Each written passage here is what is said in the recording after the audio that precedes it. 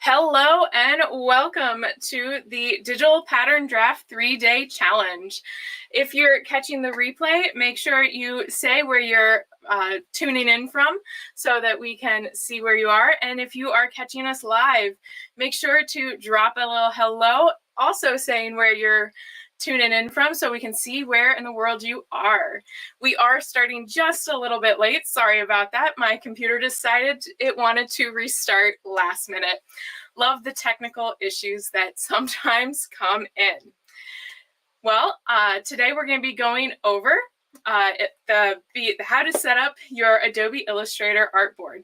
But before we do that, we're also going to talk a little bit of mindset stuff and kind of go over what to expect this week. So hello, I am Christina Hadley-Dyke, and I love to digitally apparel pattern, and I help sewing enthusiasts learn how to digitally pattern so they can create their own amazing sewing patterns. I really got into this when I was in graduate school, and I first found out you could actually pattern on the computer and create amazing pieces of wearable art. And when I first started doing this, I was working in a very specific program called Up the Toolbar, and it is a patterning software that is very specific to actually patterning, and you can actually like three-dimensionally seam stuff together, and it was amazing. However, I quickly found out that I would not be able to continue learning that program after leaving graduate school due to the price of it. But I was unwilling to have that be the end of my patterning journey on the computer. So I started kind of researching different things, and I looked at a few different ideas of where you could go until a friend told me, hey, did you know you can pattern in Adobe Illustrator to actually create the patterns? And I said, that is the coolest thing. I already have Adobe Illustrator, so why don't I start there?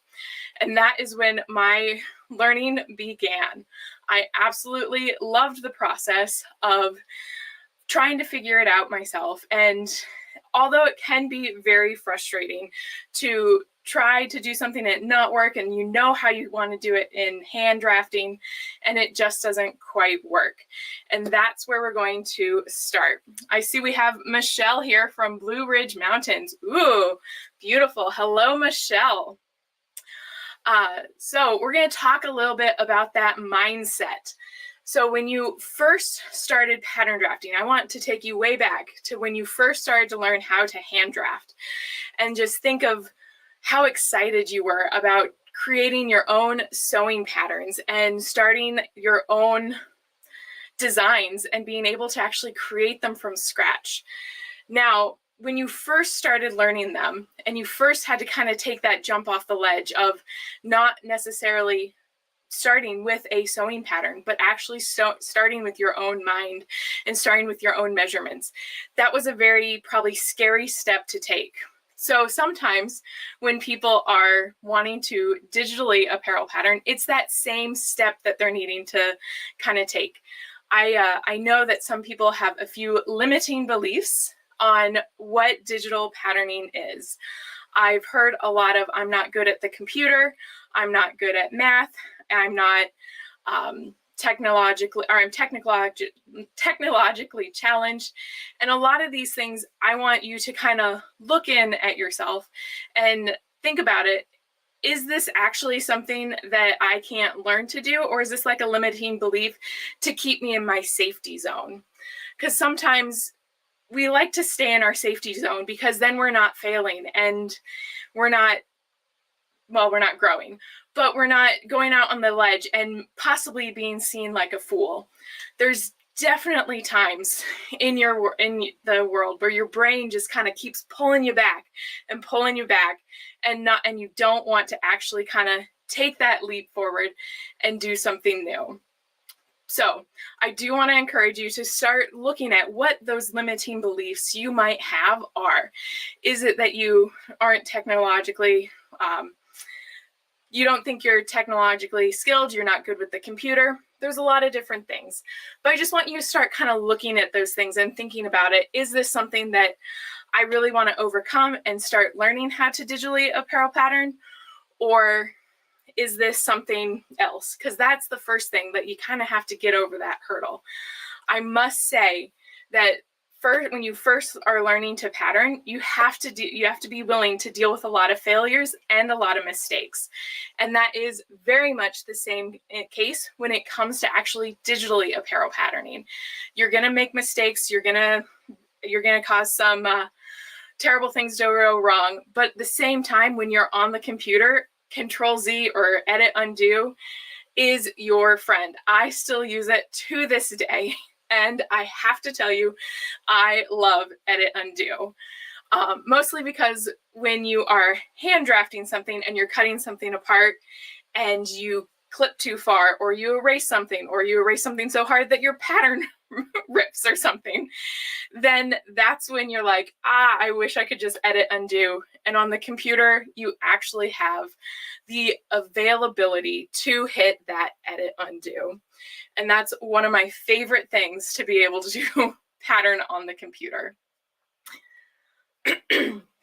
Now, we are also going to be setting up Adobe Illustrator.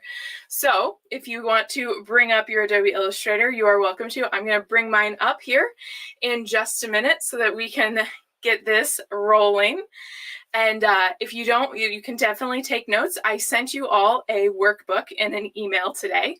So make sure you download that workbook. It'll have some steps in it, and it'll have some information in that to help you get going. You will be receiving a workbook every day this week. My VIP people, you got your workbook all at one time. But my other challenge goers, you'll get a workbook every single day that kind of gives you the stuff that you need for each of those days. So I am going to move my, there we go. That's not the one I want. That's the one I want. And we are also going to hide that so that we can see my screen just a little bit better. I realized my banner from the Design Pattern Create did not get taken off. So we're going to leave that down so that we can actually see my full screen. Now, if you have any questions as we're going along here, please don't hesitate to ask. I want to make sure that you're getting your artboard set up so that you can get patterning, because on day 3 of this challenge, we're going to be patterning a circle skirt. It's something that is a fun and pattern to do, and we're going to show you a few different ways on how to get that full pattern ready to get printed or projected out. So make sure you stick around so that you can get your own circle skirt drafted. So the first thing that we're going to do is, if you're starting from the very, very beginning, which I guess I could have done, we'll get a new document. You're going to have a screen kind of like this pop up. And what you want to do is, I always like to have like a 72-inch by 72-inch square that I'm drafting on. If I know I'm drafting for very specific fabric that's maybe very narrow, or if I'm drafting for fabric that is going to be on the double or something, and I want to make sure that I pattern on the double, then that's when I will actually create a board that is specific to my fabric. But just in general, I'll just create a normal board and just go 72 inches by 72 inches. And then when I'm finalizing, I will sometimes actually do that. Then you can name your board up here.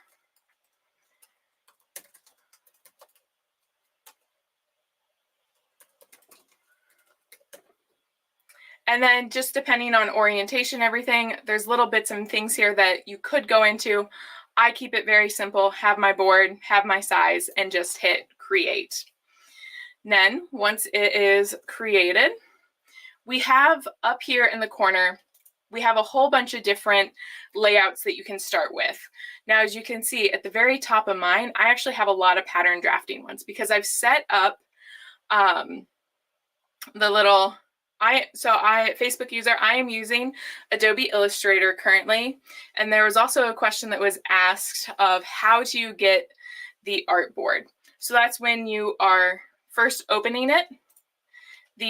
That's when I went to the new and got this artboard. So that's the actual artboard that I'm getting right here.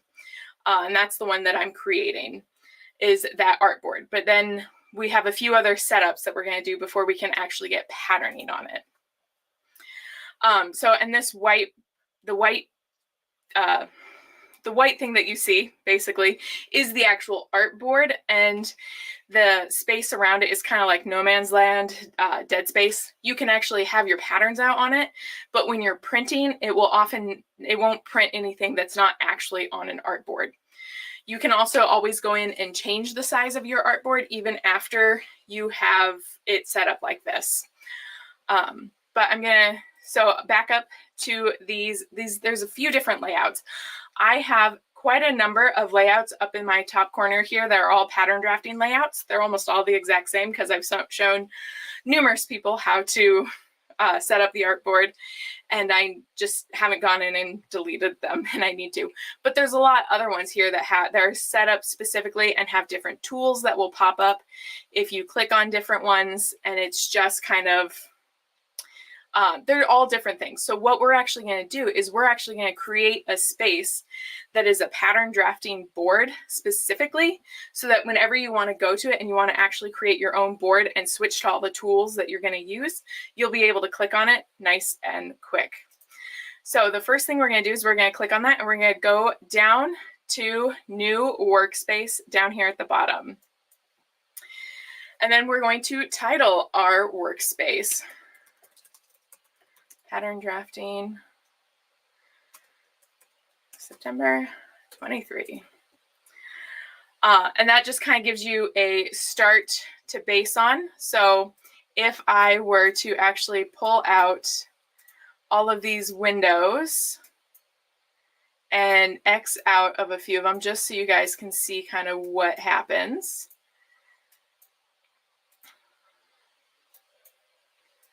And then if I were to go back to one of my other ones, all of these windows would pop back up. And then when I wanted to switch back to the one that I just created, they would all then disappear. So now what we're going to do is actually, hello, Tyrese from Florida. Yes, I am an IU alum. I love IU. It was such a fun town. Go Hoosiers. I'm so glad you have joined. So we are actually going to now actually set up all these tools. So the first thing that we're going to do is we're actually going to set up our, that is my left. We're going to set up the left-hand toolbar with all the different tools that we need. So to do that, we're going to click on these three dots at the bottom. And before we actually start grabbing them all, we're actually going to get another toolbar set up so that if you ever accidentally like move it around or change it up, it doesn't, you can always revert back to it. So we're going to start a new toolbar, and we're going to do Pattern Drafting Tools September 23. And it brings up this new board right here. And that board helps you, or that's where you're going to be putting in all of your new board pieces or your tool pieces. So then we're going to open up, I'm going to move that over just a little bit more so I can drag into it. There we go. So we're going to open up and we're going to start dragging and dropping our tools in. Let's get that. There we go. So the first thing that we definitely want to have is our selection tool. So we're just going to grab, oh, you're not going to let me do that. First, I'm going to have to X out of this guy. So we're going to get that guy to go away. And then we're going to start from scratch again. So we're going to go for the selection tool. We use the selection tool all the time. This is more of the full selection. So if you're wanting to grab the entire pattern, you'll be using the select, and you'll also be using the direct select often. Very common tool. And that is when you want to grab like just an anchor point or just a line. We will be going over the tools a little bit more in depth tomorrow and kind of playing around and seeing how we use each of these tools. But right now we're just going to kind of go into them. So the next one that we want to grab is the pen tool. And actually, I'm going to switch this. That's why I was just like, I always like to be able to see the name of the tools and not just the image. It just helps me in my brain because I know the tools. I don't always know what the images are. So then I'm going to grab the pen tool. We use this to draw our patterns. We're going to get the add and minus tools. So the other thing you want to do when you're actually dragging and dropping these tools onto your board, you want to make sure that you're not dragging and dropping on top of each other. You can do that, but then what will happen, so if I drop that there, you'll see there's a little arrow. Let's make that go away. There's a little arrow there that you then kind of have to click and hold, and then you'd have to choose between them. But I don't like to do that. So I'm going to redrag her, maybe. We'll get her clicked out of there. But I prefer not to have them stacked on top of each other like that because I don't like having to go into the multiple folders to be able to find them. All of the tools on the left-hand side of the board, I actually almost always use key commands for, which you should have. So that's another thing that you kind of work with. But when you're dragging and dropping them, you'll want to make sure that you're not putting them into a folder together. And I don't know why. There we go. Got that out. And now I'm going to put her back in there. So we have our direct select. We have our selection tool. We have our pen tool. We have our plus anchor point, minus anchor point, and then our anchor point tool. Next one we're going to grab is the line tool. Then we're going to go down to our rectangle tool, two essential tools to have if you are pattern drafting slopers from scratch or anything. I also use rectangles often to get 90 degrees off of lines. Then we're going to keep going down and we're going to go to our join tool and keep scrolling. There we go. We want our type tool so that we can always label our patterns. It's essential to be able to have our patterns labeled so that when we walk away, we always know what we're coming back to. Then we also want our rotate tool, reflect. Then we keep going. Measure tool, scissors tool. Cut that thing apart a lot. Hand tool and zoom. So those are the major tools that you will be working with when you are actually pattern drafting. Now, if you ever want to do anything kind of with color or anything, that's where it comes in really handy to have this eyedropper tool that I commonly grab. And then I also get some tools down here right at the bottom where it says show. We want to definitely show this white square with a black square because that's actually going to help you either fill in your patterns or not have them filled in. And then the other one we want to grab is the gradient. And that's just a little bit quicker to when our patterns are actually like being filled in or not filled in. There's a quick little button there. And that is our tools for the left-hand side of our screen. But you might notice right now, it's just kind of floating out in the world. And that's not always the most fun. So you actually want to attach it to the side of your computer. I always like to have them anchored so I'm not dealing with them. That is a personal preference. I know there are people who like to have them kind of floating everywhere and they can move them when they want. Totally up to you, but I like to anchor them. So you want to grab it and then hover until you see that blue line. And once you see the blue, it will then anchor it over to that side of the board and it won't be floating everywhere. So that is our left-hand tools. We are now going to go over and get these right-hand tools, which are actually windows, all set up. Now, This one's going to go a little bit differently because we're actually going to be coming from up here at the window. And I'm going to see which ones libraries can go away for right now, although I don't use libraries as much, but I have Pathfinder and document information up here right now. So what happens is when you go up to Windows, we're going to pick some of these out. So we definitely want our align. And then it kind of pops up this new window that you have to drag and drop into the right-hand toolbar. But one of the things you have to be careful, so unlike the left one, there can be two sides to this right-hand toolbar. So if you see right now, I actually have a blue line, a half of an inch away from the edge of the screen, or I can put it where there's a blue line and it's directly under the window above it. So you just have to be aware that if you grabbed a tool and put it there, it would bring out a second row of those libraries. And again, that's a personal preference. I like to only have one row because I feel like it keeps it much thinner, because these do pop out and take up space as well while you're pattern drafting. So I always like to have them much more contained. So all the ones that we're going to need is we need a line, we need brushes. And put that, and you can put these, and again, if you hover directly over another window, it will do a drop out. So I just did brushes, we do color. So if I wanted to put color and brushes together, if you see there's now a full blue rectangle around my brushes, and that means it would be a drop out.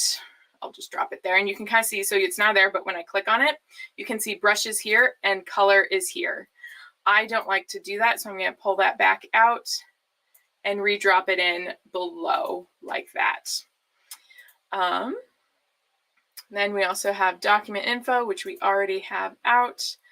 We need layers for sure. Layers is essential when you are pattern drafting and trying to do multiple things, especially if you don't want other stuff to move. So always have your layers and always have it in a really easy spot. Then we also want our Pathfinder, that should already be over there. Then we also want, gotta go down a little bit, stroke. And stroke I use often because that changes everything. There we go. That changes the thickness of your lines. So when you're patterning, sometimes you want a really skinny line and sometimes you want a much thicker line. So that's going to change the different widths of your line. Then we're going to go to transforms, already there. Transparency. That is helpful when you're actually like digitizing patterns. If you ever hand draft something and you want to put it in, sometimes having it a little bit less transparent so you can see it more easily is super helpful. So you definitely want transparency, and I feel like I'm missing one. What am I missing? Attributes. I bet that's the one I'm missing. There we go. And we're going to pull that over there. Now, I always like to have my layers at the very bottom. And then I like to have my document information right above that. And that just comes from a personal preference, basically. After patterning for so long, because of how often I go into my layers, I like to have that right at the bottom so I can quickly grab it and quickly use it and really kind of move through my stuff. And the document information I also use a lot as well. And then we also have our strokes and brushes up top. Especially when I'm patterning with other people, I sometimes like to have my thicker strokes. So that's another patterning preference. Once you actually start patterning a little bit and actually are using these things, you'll actually get into kind of a groove and you'll figure out where you want your tools to go and how you want your stuff laid out. It's something that just kind of comes with practice, and you'll start finding, I always go here to find something. I always go here to find something. And sometimes it's just how you set it up the very first time, and then it becomes muscle memory to do it. Sometimes you'll be like, I really hate this layout and I want it to go here, here, here. And that's just, it comes with a little bit of time and practice.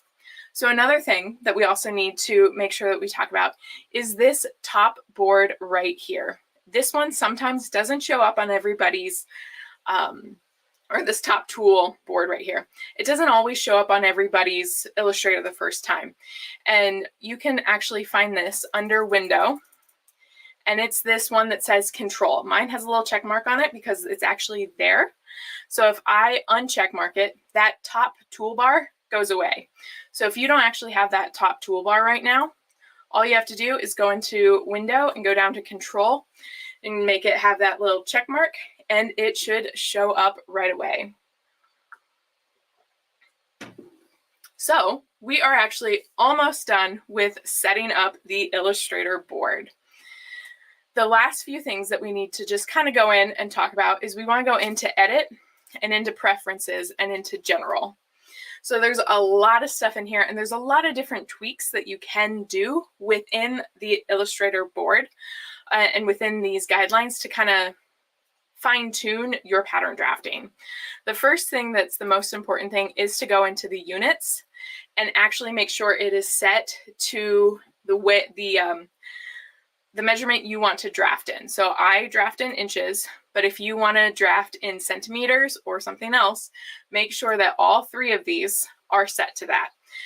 This is essential because if you are expecting to make a 3-inch by 3-inch square, and you go and you use your square tool and you click it and you hit 3 by 3 and you hit go, and it's hard to tell that it's not a 3 by 3 square until you're actually printing it out for inches, because 3 by 3 centimeter square is a very different size square than a 3-inch by 3-inch square. So you want to make sure that all three of those are in what you want to pattern draft in. Then we also have guides and grids. This only affects you if you actually have the guides and grids up, and you can go in and play around with this. I like to have my guides set to every 1/8 of an inch because we use 1/8 of an inches in our inches. But if you want to do centimeters, I believe centimeters is 10, so you just change the subdivisions to 10, and then instead of 8 squares within every big square, you would have your 10 squares within every square. And then the other thing that I'm just going to mention is it's this keyboard increment stroke. So if you want to, so say you're grading, some people do this when they're grading.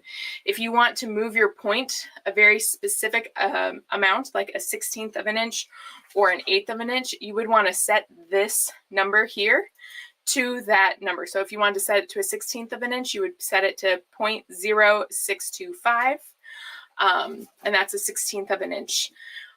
I don't do that a lot because I like to highlight what I want to move and tell it to move it, but I do know that some people like to highlight and then keystroke a very specific amount of times over, knowing that it's like I need to move this, you know, a 1/4 inch, and I have it set to a 1/16, so you have to move it 4 times or something like that. Fast math sometimes doesn't always work in my head, but it sometimes does. So that's kind of what you can do there. I don't mess with that too much, but I know there are some people that like to do that. Then we're also going to go into View, and I always like to turn on the rulers. So now you can see I have rulers that are going across the top and down the side that show me that I am pretty zoomed out. And that's the one thing, when you are working on a computer like this, you never know how close you are to your artboard or to your paper. So when you're actually hand drafting, you can visually see how close or far away you are to the thing. But if you're working on half scale versus full scale, you can't always tell the difference. So if I were to zoom way in, you can see now at the top I have a 1/2 inch, and then that's a full inch, and that's another 1/2 inch to a full inch. So I'm much closer, and I can keep going in. And now you can see there's 5/16, and that's the only measurement I can see. There's 7/8 and 5/16. So now my 1/16 of an inch is bigger than my face. So that's just something you have to be aware of, that I really find those rulers really help out for me to know how zoomed in and out I am, just because you actually do change your zoom in and zoom out quite a bit. Because when you're trying to get something pretty exact, I really like to zoom in, click it, and zoom right back out. So that is definitely something that is super, super helpful. And then the last thing is, if you want your grid, you can go into view again, go down to show grid, and then that will show your grid. And again, this is where you will see the big darker lines are my inch by inch squares. So if I were to draft a rectangle here, inch by inch, already set up, it's going to go right on top of that square right there. And you can actually see within each one of these 1, 2, 3, 4, 5, 6, 7, 8 little micro squares. So that division that we pulled up in the properties, that's where that is actually dividing that out into the 8 and getting it all set up. So I'm going to zoom back out. So this is just if you like to work with dotty paper or not. There's a lot of different people that have different opinions on whether they like to actually pattern draft with the grid on or off. And there's a lot of it depends that goes in for me. You can also make it so that it snaps to the grid. I think that's actually, yeah, so you can have it snap to the grid. You can have it, so if you are patterning on the grid, you can have it snap to the closest grid to get it to actually fully line up like that. Again, that is a very useful and helpful tool. And it just goes into practice and depending on what you're patterning. There's definitely times I have the grid up so I can see what's going on. And then there's times where I'm just like, I want a clean background. I don't want to mess with that. And I don't want to deal with it. So there's definitely times where I have a clean background, and I'm finding more and more often I want a clean background more than I want the grid up. Comes with personal preference, and everybody has what it is. And once you actually get pattern drafting, you'll actually kind of get into that flow a little bit more. So that is the basics of setting up Adobe Illustrator. We now have all of the tools that we're going to use on our right-hand side and all the windows, left-hand side, and all the windows slash tools we're going to use on our right-hand side. So tomorrow we'll be going a little bit more into what all these tools kind of do. We're going to be talking about measurements and everything. And then don't forget, on Wednesday, we're actually going to be drafting our circle skirts.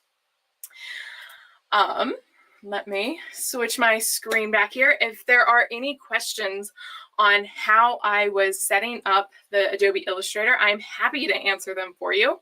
And I also really want you to kind of reflect back on what we first started talking about, is that mindset of, is there something that is actually blocking you from starting to learn to pattern draft in Adobe Illustrator or any computer program? Because sometimes those mental blocks are something that you don't always see, and you want to stay in your safe zone. And I really want to push you to try something new and learn something. And the one thing that I always recommend is don't be afraid of failure, especially in pattern drafting and especially on the computer. You have the amount of space that a pattern drafted pattern takes up on your computer is very, very minute. So just practicing with a few different pattern drafting things, trying to do a few different slashes and spreads or dart manipulations is a very easy way to actually get some practice in and just start getting used to those tools. So I definitely want to encourage you to get your board set up. That is your homework for tonight. I'm going to be posting after this live a little thing that you can put your homework in.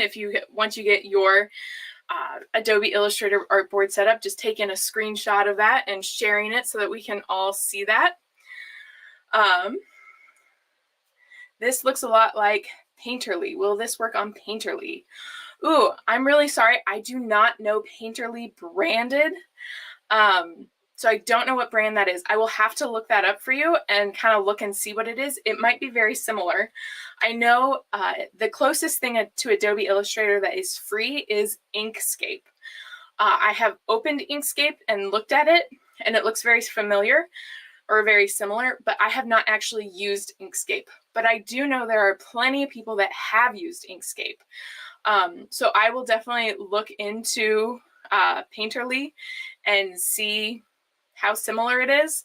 But because I haven't done it, I can't tell you yes or no either way right now.